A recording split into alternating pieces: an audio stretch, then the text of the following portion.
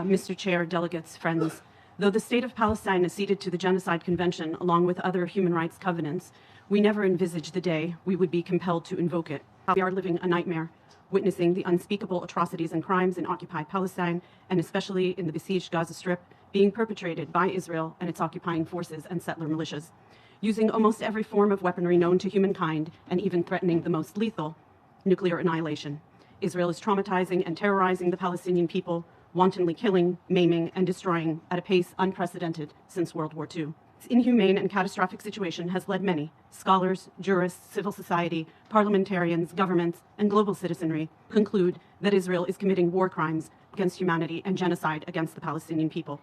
As early as the 10th of October, we alerted the Security Council, General Assembly, and Secretary General of Israel's genocidal intent. After declaring its siege on Gaza, no food, no water, no fuel, no medicines, no essentials for human survival, and open threats to treat Palestinians as, quote, human animals, quote, to give them hell, quote, to turn Gaza into a deserted island, and calls for, quote, a Nakba that will overshadow the Nakba of 48. After only 3 days of its brutal assaults by air, land, and sea against our defenseless civilians, the reality became painfully clear, and we warned in that October 10th letter, quote, such blatant dehumanization and attempts to bomb a people into submission, to use starvation as a method of warfare, and to eradicate their national existence are nothing less than genocidal. Since then, we have worked continually to mobilize collective action, including accountability measures, to stop this Israeli war on our people, a blatant extension of over 75 years of Nakba, 100 years of colonization since the Balfour Declaration and British mandate over Palestine, and 56 years of a settler colonial occupation and apartheid regime